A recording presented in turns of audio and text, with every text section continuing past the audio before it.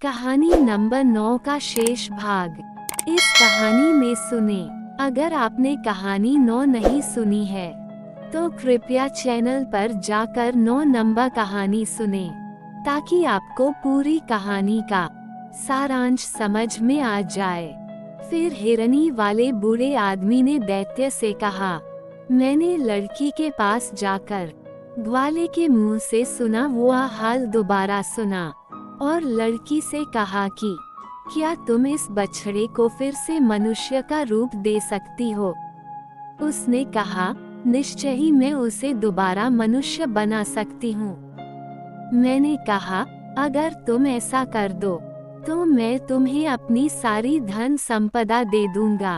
लड़की ने मुस्करा कर कहा कि हम लोग आपके सेवक हैं, आप हमारे मालिक हैं, आपकी आज्ञा शिरोधार्य है, किंतु बछड़े को मनुष्य रूप में 2 शर्तों पर दूंगी। एक तो ये कि उसके मनुष्य बन जाने पर आप उसका विवाह मेरे साथ कर दें, और दूसरा ये कि जिसने इसे मनुष्य से पशु बनाया है उसे भी थोड़ा दंड दिया जाए।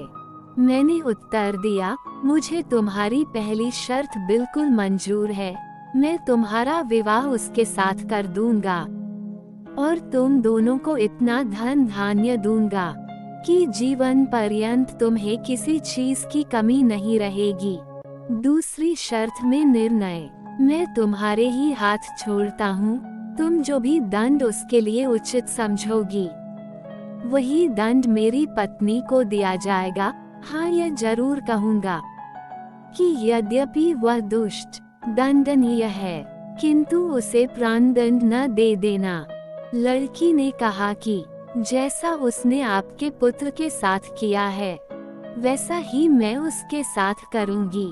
ये कहकर उसने एक प्याले में पानी लिया और उसे अभिमंत्रित करके बछड़े को सामने लाकर कहा कि ऐ खुदा के बंदे, अगर तू आदमी है और केवल जादू के कारण बछड़ा बना है तो भगवान की दया से अपना पूर्व रूप प्राप्त कर ले।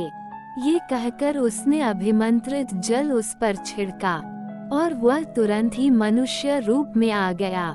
मैंने प्रीतिपूर्वक उसे छाती से लगाया और गदगद स्वर में उससे कहा कि इस लड़की के कारण ही तुमने फिर से मानव देह पाई है, तुम इसका एहसान चुकाओ और इसके साथ विवाह कर लो।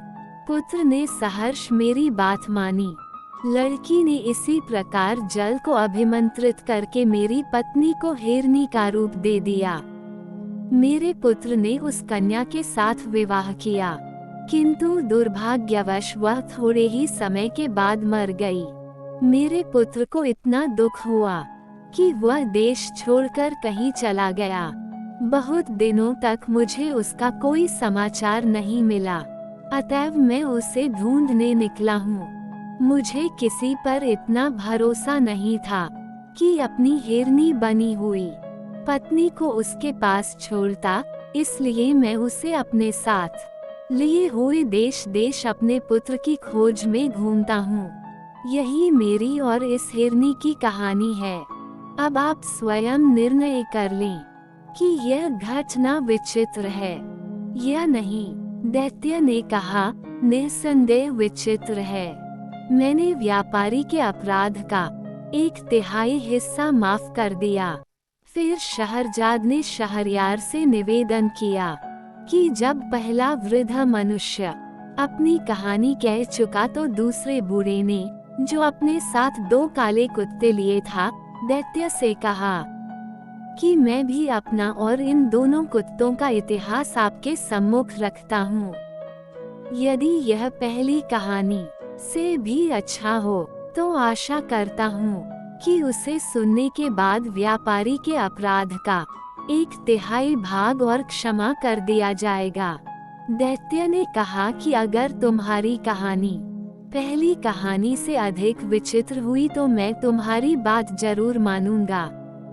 फिर वृद्ध ने कुछ इस प्रकार अपने 2 कुत्तों की कहानी सुनाई।